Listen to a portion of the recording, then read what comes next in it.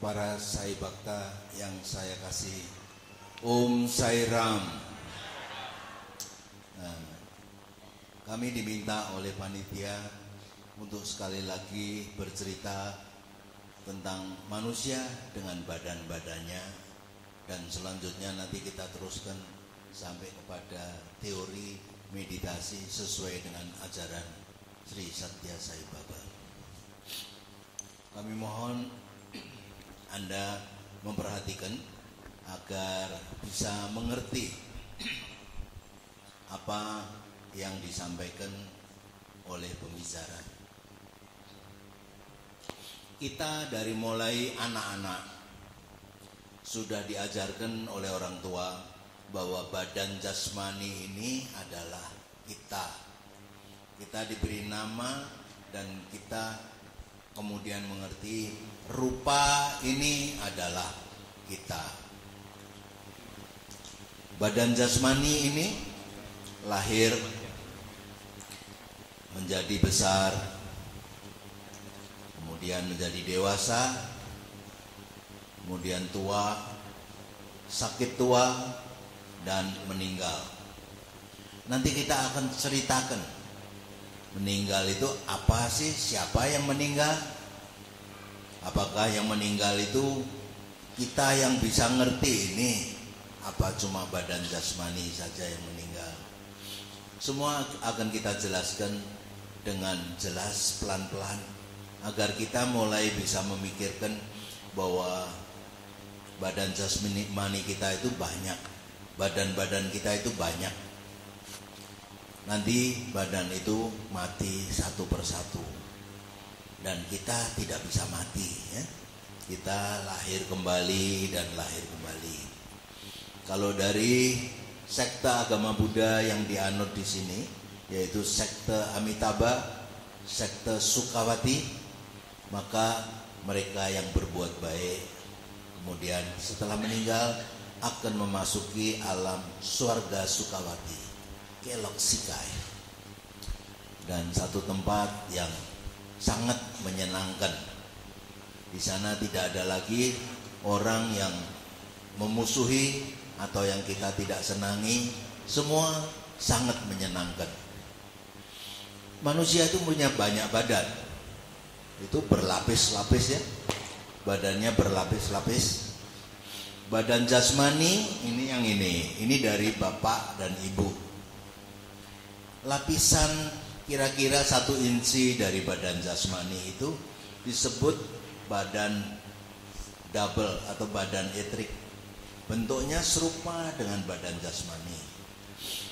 Kalau ada orang meninggal dan Anda kebetulan menunggu di situ, lalu satu waktu Anda melihat, ini orang meninggal sudah di dalam peti, itu sana kok bisa nampak, itu yang meninggal kok bisa nampak sana, itu badan etrik.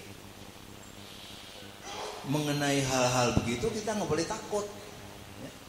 Kita nanti juga begitu, ya. Boleh kaget tapi nggak boleh takut, ya. Kita ini lengkap, badan kita ini lengkap, ada jasmani, ada etrik, ada badan perasaan yang namanya astral, ada badan mental. Badan mental itu mengeluarkan bentuk-bentuk pikiran. Oleh karena itu mentalis seperti Corbusier itu yang sering main di TV, gundul, ya, itu bisa baca pikiran orang. Artinya pikiran itu ada barangnya, bisa dilihat. Ini badan kita nih rangkap-rangkap gini. Badan itu rangkap-rangkap itu yang paling luar itu, yang paling luar namanya atma. Jadi atma itu ada di atas, ada di bawah, ada kanan, kiri, ada di dalam diri kita, ya. Itu semua. Nanti kita akan melihat badan ini bagaimana waktu meninggal, ya. Jangan takut meninggal tuh, kita nanti meninggal. Apalagi saya udah umurnya udah 80, jalan 81. Meninggalnya tidak lama, ya. Kalau Anda masih lama. Oke, teruskan. Ini orang tidur. Orang tidur ini sebenarnya kita setiap kali Kalau kita latihan nanti duduk diam, Shulen atau apa bahasa Tionghoa ya, untuk duduk diam meditasi. Kalau kita benar-benar dan mengerti jalannya dan tidak salah jalan, kita bisa sadar itu, keluar itu kita sadar, kita sadar. Ya. Jadi orang tidur itu yang tidur badannya, kitanya pergi. Kalau kamu bisa sadar, kalau Anda semua bisa sadar, Anda bisa melihat badan Anda sendiri loh. Begitu Anda melihat badan Anda sendiri, Anda nggak takut mati lagi. Anda tahu yang mati yang itu. Oh, aku yang melihat ini nggak takut, nggak mati lagi. Ini yang lahir kembali. Ya. Ini belum mati karena ada tali yang menghubungkan.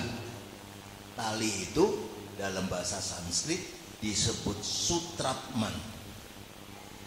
Ini kita ambil dari Google. Dari Google ya.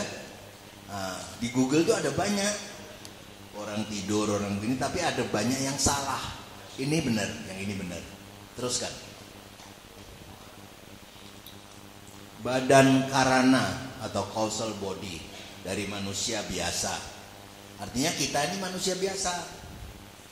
Ini yang lahir kembali ini. Ya, ini. Kita nggak nampak. Ya. Ini yang hidup terus sampai nanti pada waktu mau memasuki nirwana, pecah dia.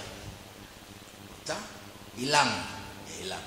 Sebelum itu seperti kita ini masih lahir, mungkin entah 10 kali, entah 20 kali, entah 100 kali ya. Jadi masih lama. Kalau masih seneng di dunia, lama-lama pokoknya lahir lagi. Ini badan yang tanggung jawab. Kalau Anda jahat, sekarang badan ini yang jahat, yang tanggung jawab itu Anda yang sejati. Badan ini yang berbuat jahat, otak ini yang berbuat jahat, dia yang bertanggung jawab. Ini adalah Anda yang sejati. Ini dibantu oleh badan lain. Teruskan. Yang dinamakan mental body. Pikiran. Saya pikir dulu, saya pikir segala macam. Pikiran manusia biasa itu begini ya. Tapi sebenarnya nggak begini diam. Dia berubah ini. Kalau pikirannya sedang jelek, keruh dia, berubah jadi keruh. Banyak seperti mega-meganya. Kalau sedang dia pikirannya bagus, wah bersinar-sinar dia. Ya. Ini manusia biasa. Nanti saya tunjukkan manusia spiritual. Teruskan. Ini badan perasaan atau astral body. Kalau Anda takut, dia berubah-berubah menjadi bagaimana. Kita nggak bisa ceritakan semua karena panjang. Jadi ini adalah badan yang membantu badan jasmani Anda ini, ya, membantu. Ini badan perasaan. Kalau perasaan sedih, warnanya berubah. Perasaan senang, warnanya berubah. Ya. Teruskan. Ini badan karana atau badan yang nggak bisa mati, soul atau causal body dari manusia spiritual. Beda kan dengan gambar pertama ya? Beda ya? Indah, cemerlang. Ini orang spiritual yang sudah matang ya. Teruskan. Ini badan mental daripada seorang spiritual. Kuningnya itu kebijaksanaannya nampak sekali.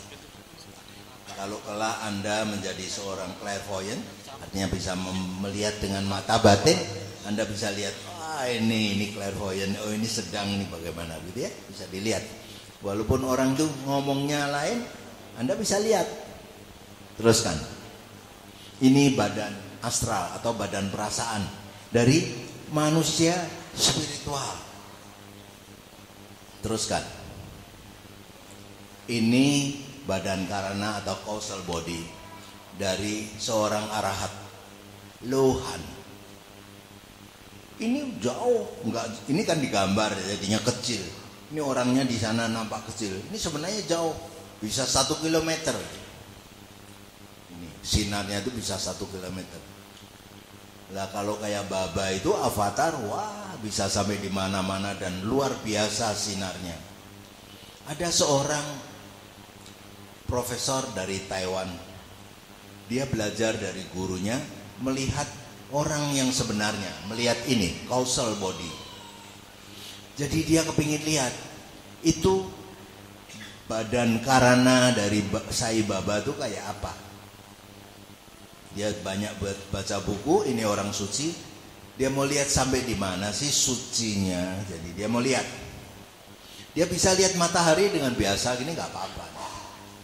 Jadi orang ini pergi ke Puttaparthi, mau lihat Sai Baba. Kalau kita lihat Sai Baba biasa kan, kita lihat gini nggak apa-apa semua. Dia lihat pakai mata yang ada di dalam sini. Dia lihat Sai Baba, dia menulis satu buku. Dia tulis, Sai Baba itu seperti 1000 matahari. Nggak tahan mata saya yang sudah biasa lihat matahari ini, lihat Sai Baba nggak tahan. Lah kita punya mata kan buta di daerah itu. Jadi lihat Sai Baba senang-senang, suami sairam gitu kan. Tapi orang yang melihat Sai Baba yang itu belum Sai Baba yang sebenarnya. Sai Baba yang masih di dalam causal body, di dalam badan karana. Dia bilang Sai Baba seperti 1000 matahari. Gak bisa dia lihat. Teruskan. Ini memperlihatkan, saya gak punya itu ya.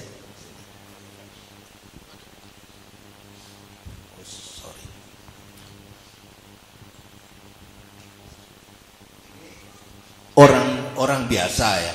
Orang biasa itu dia punya kesadaran di daerah bawah gede. Jadi badan dia sadar, perasaan sadar, itu badan, pikiran dia sadar, tapi sadarnya nggak penuh. Pikiran luhur sadarnya makin runcing, kecil. Tetapi kalau orang spiritual itu badannya dia nggak apa-apa, ini kecil. Gede ya. Yang orang biasa gede, yang orang suci kecil. Jadi orang suci itu misalnya badannya kena ini kena itu dia nggak apa-apa, nggak begitu, nggak bilang aduh ini aduh itu, nggak mengeluh. Badan perasaannya juga kecil. Badan lainnya itu lebih besar menembus sampai di nirwana. Kadang-kadang orang kan bingung.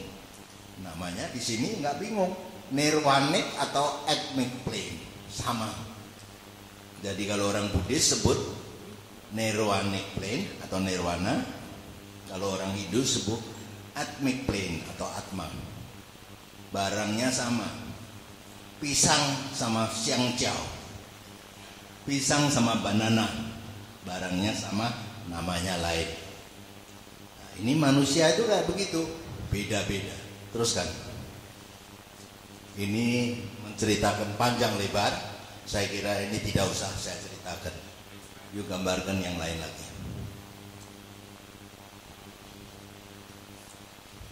Pindahkan.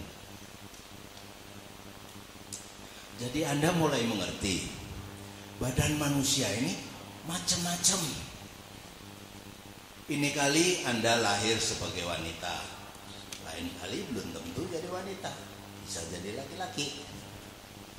Kalau Anda wanita, mimpi pun wanita. Sampai di alam astral, wanita. Sampai di alam mental, wanita. Selama Anda sadar, Anda wanita. Karena apa? Karena mulai dari lahir sudah diajarkan begitu terus. Tetapi kalau Anda lihat Kuan Yin, bodhisatwa, bukan manusia.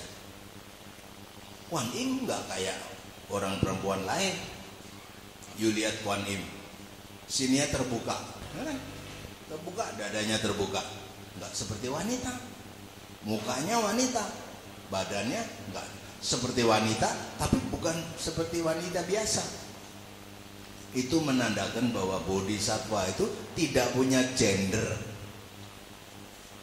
Sebenarnya karena kita ini sudah biasa manusia laki perempuan.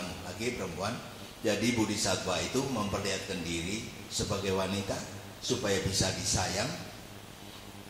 Tetapi walaupun dia wanita, tidak seperti wanita lain. Maka Avalokitesvara itu ada yang patungnya laki, namanya Kuan Sein. Kalau yang wanita kalau pakai muka wanita, barangnya itu juga namanya Kuan Yin. Ya. Nah, ini kita akan menceritakan mati itu siapa sih yang mati? Oke.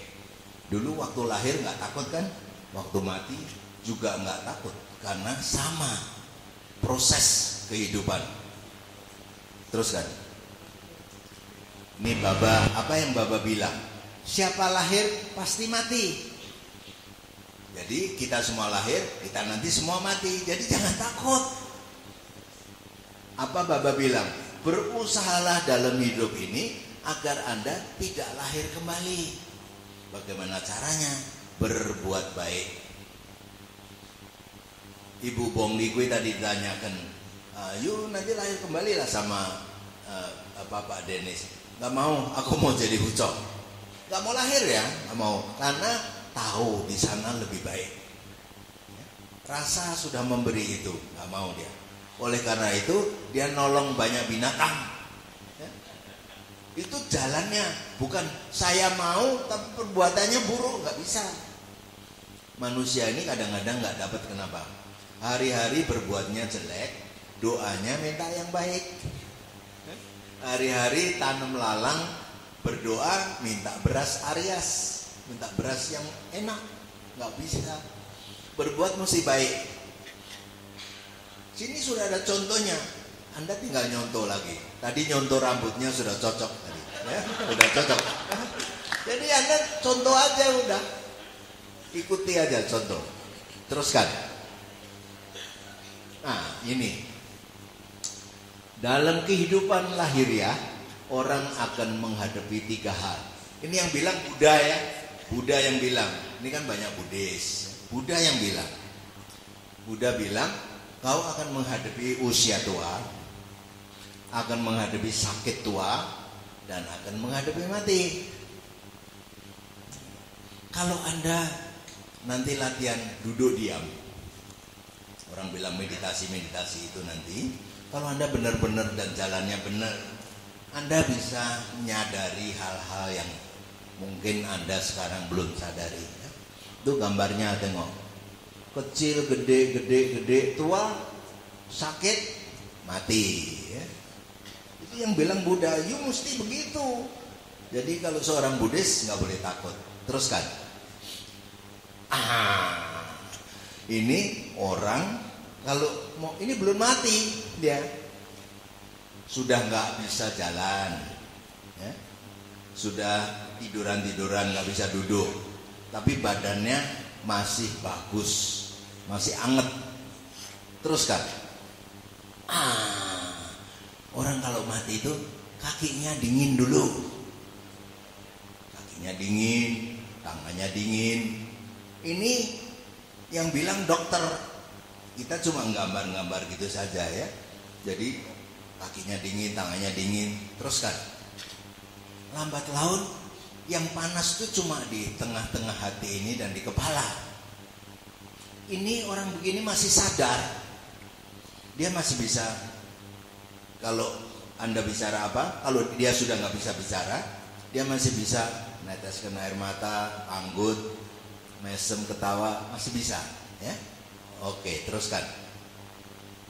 Ini kemungkinan sudah agak sulit ya. Tapi masih bisa dengar. Anda bagaimana masih bisa dengar? Teruskan. Ini mungkin dengar pun sudah nggak bisa, tapi belum mati. Teruskan. Ini mulai mati dia. Keluarnya dari sini. Dari cakra, crown cakra dia keluar. Sudah mati begini kan? Coba teruskan. Mati dia, putus, nggak ada hubungannya lagi. Tadi masih ada masih ada benangnya. Ini benangnya putus, ini mati bener nih. Mati sudah bener ya. Baba bilang apa? Orang mati itu sama semua. Badannya kaku, dingin, nggak bisa bergerak katanya kan. Tetapi jiwanya tempatnya berbeda-beda. Ini Baba yang bilang. Yang perbuatannya jelek di sini, yang perbuatannya sedang di sini, yang perbuatannya baik di sini, yang perbuatannya baik dan tidak mengikat dirinya, jadi tidak terikat oleh barang-barang dunia di sini. Itu Baba yang bilang. Jadi kita sebagai Sai Bhakta nyoba, kita mau di mana? Mau di bawah? Jahat-jahat sedikit lah, jahat-jahat banyak lah, bawah. Teruskan. Ini kalau tadi itu talinya itu masih, ini talinya udah putus. Mati itu begini. Ya. Tetapi kalau Anda latihan duduk diam, Anda tuh bisa lihat loh, badan sendiri bisa lihat. Hebat ya.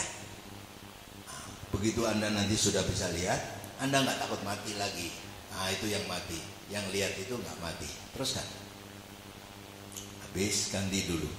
Jadi badan kita itu macam-macam dan matinya satu persatu. Badan jasmani ini 80 sampai 90 entah 100 tahun. Saya sudah 81. Jadi entah berapa tahun lagi kalau Baba bilang oke, ikut. Kayak Ibu Bongli gue mau ikut Amitabha, ikut. Saya mau ikut Baba. Baba bilang ikut. Semua tinggal. Nggak bisa dibawa. Pen ini juga nggak bisa dibawa. Ikut.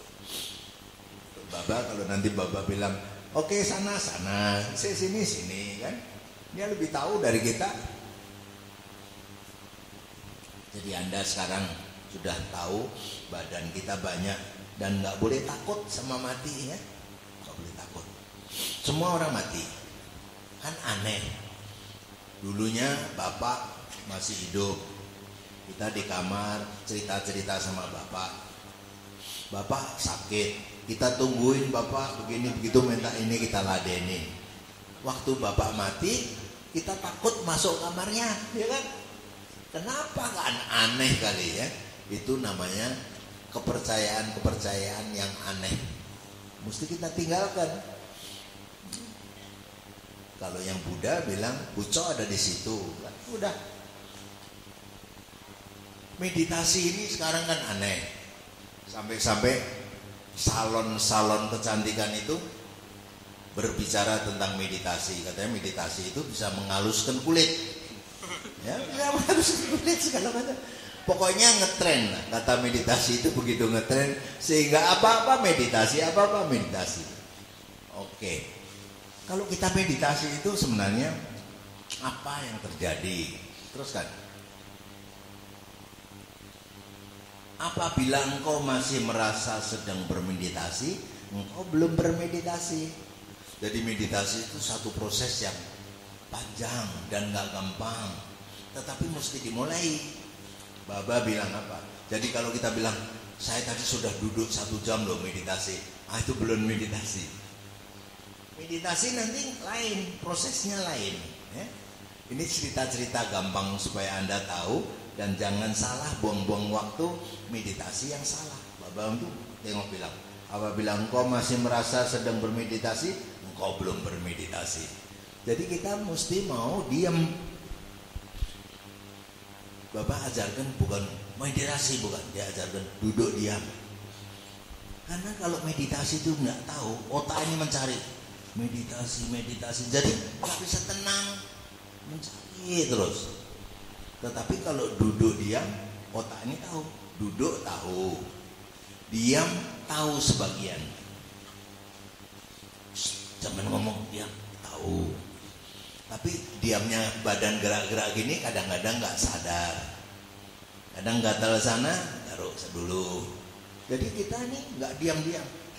Perasaan kita nggak mau diam, apalagi otak kita. Duduknya meditasi bagus, apalagi kalau sedang mau dimasukkan di TV, duduknya gini kan. Itu karena ini kan ada lampu, ini kan masih nampak gini. Wah, ini sedang diambil. Oke, sama gitu kan. Itulah hebat, kita memang hebat main-main kita kan. Jadi meditasi itu nggak gituan ya. Oke, teruskan. Bhagawan Sri Satya Sai Baba bersabda bahwa proses meditasi itu namanya konsentrasi dulu ya. Di mana letaknya konsentrasi? Konsentrasi ini pikiran bisa ngerti. Dia di bawahnya pikiran, di bawahnya batin dia. Ya, di bawahnya mind. Meditasi itu berada di atasnya, nggak ngerti pikiran. Akibatnya pikiran ngerti. Pikiran bisa disuruh ngerti. Tetapi pikiran waktu kejadian dia nggak ngerti ya. Oke. Kalau konsentrasi itu berada di bawahnya, itu ngerti. Dan di antara meditasi dan konsentrasi ini ada bagian yang dinamakan kontemplasi. Jadi buku-buku kadang-kadang ngawur. Dia bilang ini kontemplasi, ini bilang konsentrasi. Bapak kasih jelas. Kalau sesuatu yang bisa diraba oleh pikiran itu masih konsentrasi. Kalau diantaranya bisa diraba dan tidak bisa, itu namanya kontemplasi. Kalau pikiran sudah nggak bisa meraba lagi, itu namanya meditasi. Meditasi, kalau Bapak bilang meditasi itu bukan samadhi. Kalau Bapak bilang meditasi itu adalah dhyana. Teruskan. Bapak bilang lagi, kalau Anda latihan duduk diam, di dalam duduk diam, apabila pikiranmu dapat diam selama 12 detik, 1, 2, 3, 4, 5, 6, 7, 8, 9, 10, 11, 12, Anda masuk dharana. Artinya konsentrasi Anda penuh. Susah ya, 12 detik loh. Kalau Anda bisa teruskan. Bapak bilang selanjutnya, kalau kamu bisa 12 kali 12, 144 detik kamu diam. Waktu Cheishen diam, bisa diam segini, Anda memasuki dhyana atau meditasi. Dan meditasi ini barangnya belum ada di dalam you punya memori. Jadi kalau kita bilang meditasi, otak tuh nyari, nggak ada, nggak tahu. Kalau dibilang makan, tahu, kesana terus makan. Senyum lagi, mau makan senyum. Minum tahu, tidur tahu, lari tahu. Meditasi nggak tahu. Kalau disuruh meditasi, duduknya bagus-bagus gini kan gitu. Hah? Kalau nggak tahu orang agak gini sedikit ya. Kalau ada orang bagus-bagus gini ya gitu kan. Oke, teruskan. Apabila Anda bisa diam itu 12 kali 144 detik, 1728 detik, kira-kira setengah jam. Sekian detik itu sama dengan 28 menit, 8 detik, itu kira-kira setengah jam. Kalau Anda bisa setengah jam gini, Anda memasuki samadhi. Kalau Anda masuk sini, mau terus boleh, mau kembali boleh, ya? Suka hati. Teruskan. Nah, pada waktu seorang itu bermeditasi, cakra-cakra ini bergerak. Kita nggak tahu, otak ini kan nggak ngerti. Orang taksir, otak ini pandai. Otak itu pandai berhitung. Saya keluarkan uang segini, nanti kembalinya lebih dari segini nggak? Kalau lebih oke. Kalau nggak lebih nggak mau kan? Itu otak punya kerja. Mula dara cakra ini yang sering orang salah gunakan kan? Pernah kan dengar misalnya saja Kundalini ya? Kundalini Yoga. Saya pernah lihat di TV namanya Kundalini Club. Saya jadi ketakutan, ini Kundalini ini bisa bahaya. Saya sama Pak Mohan kasih ceramah tentang Kundalini ini sampai sebulan lebih. Kita takut kalau nanti orang itu belajar ini. Kalau Anda belajar Kundalini ini dan salah, Anda bisa gila. Kalau salahnya salah besar, Anda bisa gila sekarang dan setelah mati Anda di dalam keadaan kesadaran mati itu masih gila. Di alam astral yang ratusan tahun itu Anda masih gila. Kalau salahnya salah banget. Di sini mati, di sini gila, di astral gila, di mental gila lagi masih. Lahir kalau salahnya itu salah kaprah yang sudah nggak bisa dibetulin, lahir kembali gila lagi. Jadi jangan pegang-pegang kundalini, biar dia jalan sendiri ya. Di atasnya lagi itu letaknya dia tidak nempel sama badan ya, kira-kira 1 inci atau 2 inci seginilah dari badan, dia nggak nempel. Itu dinamakan itu di dekat nama-namanya Sanskrit saya nggak bisa lihat baca, itu dekat pusar. Lah kalau yang di sebelah sini ini saya selalu ingat karena dari situ prana atau chi itu masuk dari Manipura Cakra.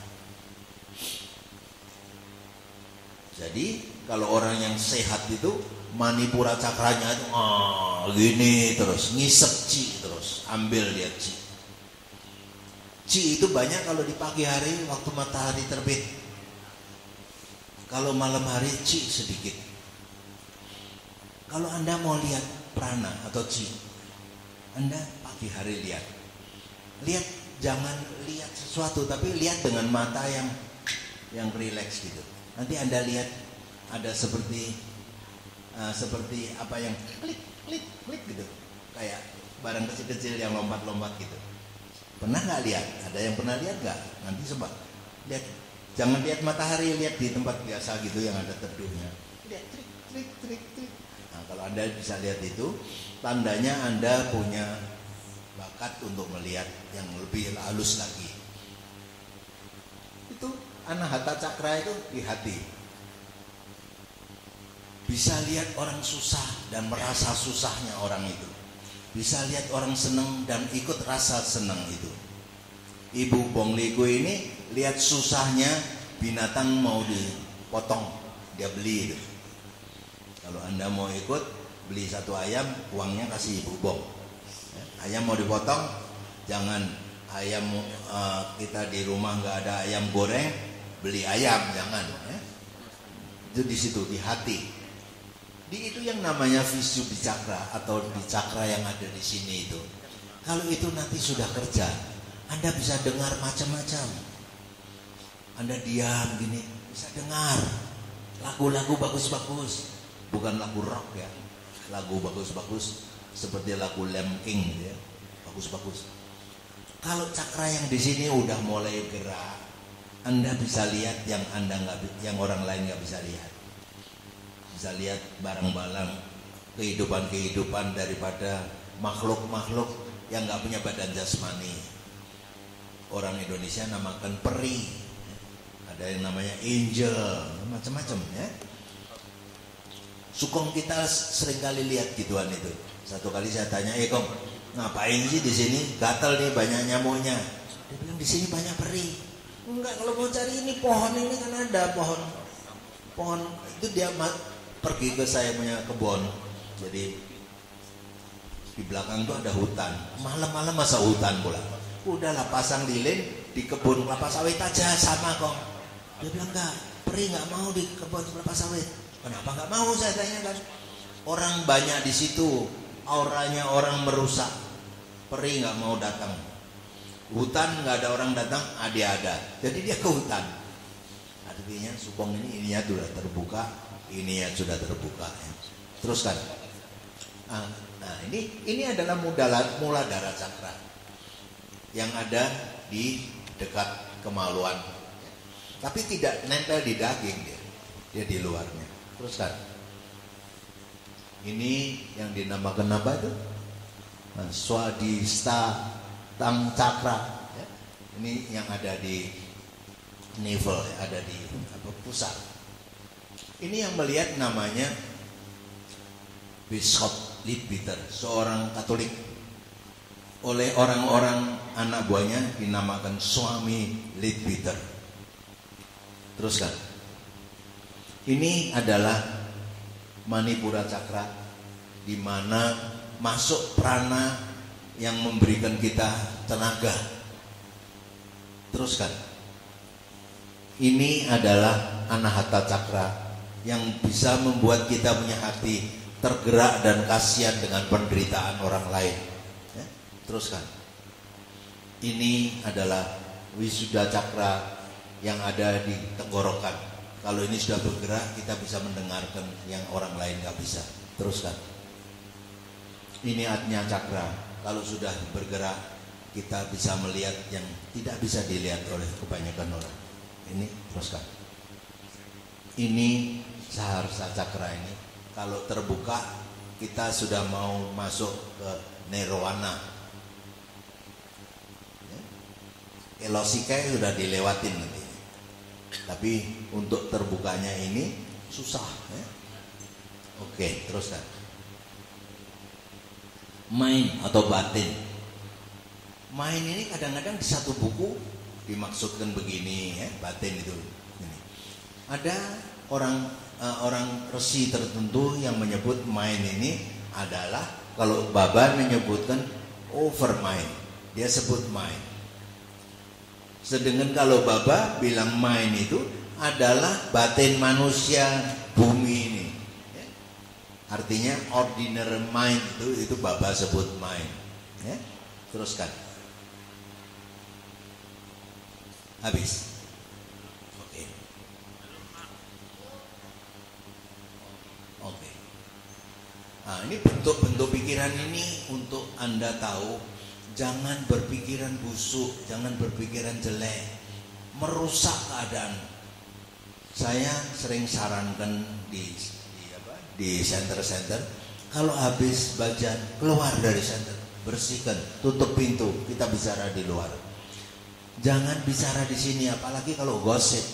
Kotoran-kotoran ini, aduh, ngotorin yang sudah dibersihkan oleh bajan itu. Teruskan. Ini adalah bentuk pikiran cinta kasih, damai, perlindungan dan doa. Ada orang yang sudah lihat ini. Kalau di orang Kristen digambarkan seperti burung dara. Bukan burung dia. Dia bukan burung. Indah. Seperti burung. Dia keluar untuk menandakan kehadiran dari sesuatu yang suci, memberi berkah. Keluar dia. Kalau Anda duduk diamnya sudah mulai sempurna, mudah-mudahan satu waktu Anda bisa melihat. Ya. Oke, teruskan. Ini adalah pikiran yang sengaja diciptakan untuk mengalirkan cinta kasih kepada semua kehidupan. Seperti samesta sukino bhavantu. Maka kalau kita bilang jangan samesta sukino bhavantu, jangan gitu ya. Jangan asal-asal, supaya keluarnya cantik. Kalau Baba suruh misalnya, ini kamu mesti mengadakan akanda bajan, itu supaya ini bisa menghancurkan kotoran-kotoran dunia. Akanda bajan itu penting, menghancurkan kotoran-kotoran dunia semua. Ini yang menghancurkan. Artinya pikiran baik yang keluar dari Anda. Maka kalau kita bajan nggak boleh ngomong, apalagi gosip. Jangan main-main handphone semua, jangan. Bajan. Cuma sekira-kira 1 jam kita disuruh diam, bakti kepada Tuhan, ya? Supaya ini keluar, membantu kesulitan-kesulitan dunia. Teruskan. Ini bentuk pikiran seorang yang telah melepaskan diri dari keterikatan dan kemelekatan duniawi. Saya kira Ibu Bong sudah mendekati begini pikirannya.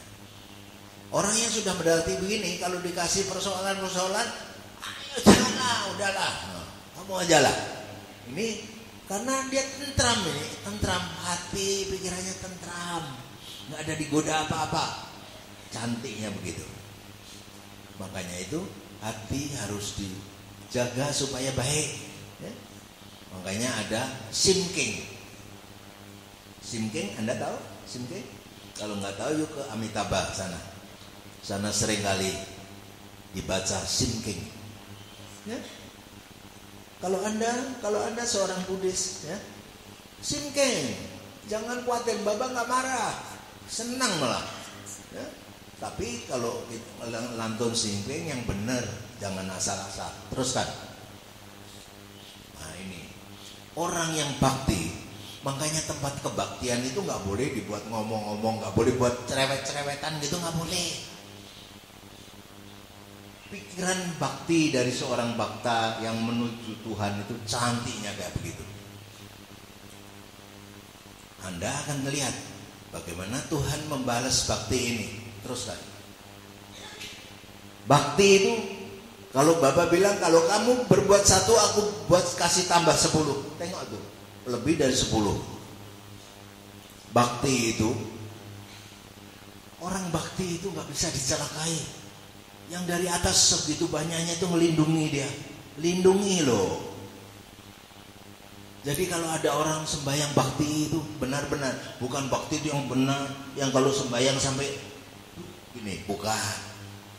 Bakti itu yang sembahyang benar-benar dari hatinya. Itu bakti. Tuhan memberkahi. Ananda, Anda kemana saja, Ananda ada di situ.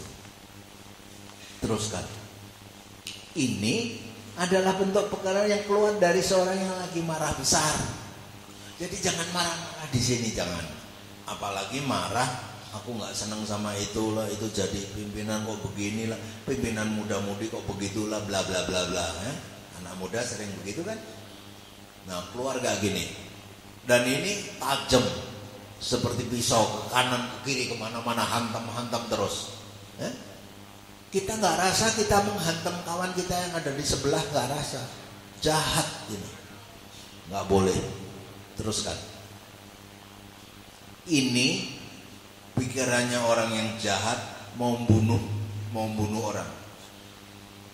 Kalau dilihat kayak begini, orang punya pikiran gini, ada kesempatan membunuh dia.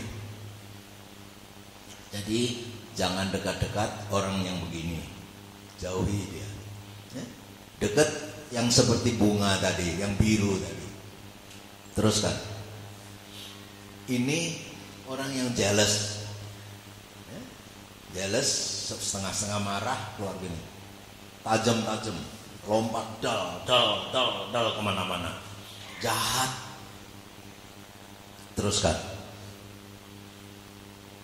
Karena Leadbeater itu seorang Katolik, dia itu pada waktu Liam King Katolik ya, Kor namanya, menyanyikan satu lagu yang dikarang oleh Wagner.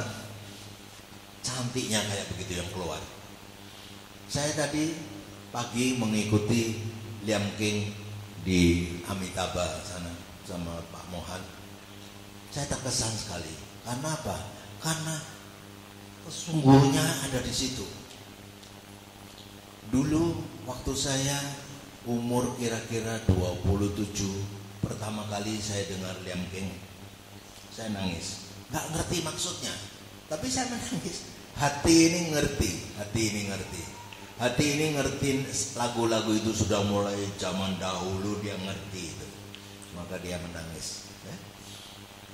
Keindahan ini keluar. Kalau di Amitabha sana diadakan Liam King, keindahannya mungkin lebih dari ini. Karena Liam King itu melebihi dari lagu-lagu barat. Bukan lagu-lagu rock ya, tapi lagu-lagu yang sahdu. Teruskan. Habis. Apa yang kita ceritakan ini untuk membawa Anda bahwa jangan kita berpikiran jahat. Pikiran jahat itu membawa sampah-sampah yang setiap tahun dicoba disuruh kita menyapu dengan Akanda Bhajan, membersihkan sampah-sampah pikiran. Dan kalau Anda mau belajar meditasi, belajarlah duduk diam. Dari duduk diam itu nanti Anda akan berkembang, mengerti diam itu apa. Kalau Anda belajar duduk diam, Baba bilang apa? Itu nanti ada makalahnya yang nanti bisa dibaca, dibawa pulang. Semua kata-kata dari Baba tentang meditasi. Meditasi itu nggak bisa diajarkan. Yang bisa diajarkan itu cara-caranya.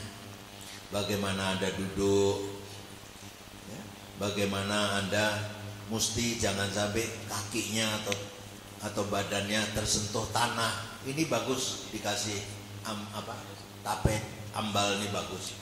Kalau buat latihan badan nggak kena tanah. Karena kalau nanti ada chi masuk di dalam Anda, itu rasanya nanti hangat, panas, enak. Itu hilang. Sebenarnya Anda dikasih kekuatan sama alam semesta ini masuk ke tanah. Anda nggak dapat apa-apa. Ya? Jadi jangan kena tanah, jangan kena dinding, jangan bersender ke dinding. Ya? Semua mesti ada lapisannya. Pakai lapisan duduk yang baik. Ya? Meditasi tidak bisa, kata Bapak, meditasi nggak bisa diajarkan. Dan juga tidak bisa disambungkan supaya orang lain ngerti di dalam apa yang suami ajarkan mengenai di dalam study circle. Nggak bisa juga diajarkan. Yang bisa diajarkan adalah cara-caranya, dan setelah itu Anda harus mencari sendiri. Begitu Anda mendapatkan dan mengerti, Anda bisa ngomong kepada kawan, kepada suami, kepada istri, tetapi tidak bisa memberikan pengetahuan, itu nggak bisa. Ya. Jadi saya sudahi sampai di sini. Mudah-mudahan akan berguna. Nanti kalau pulang bisa minta sama saudari Mejen makalah tentang meditasi dan buku yang kita bawa dari Medan tentang kematian itu apa, supaya tidak takut mati. Ya. Om Sairam.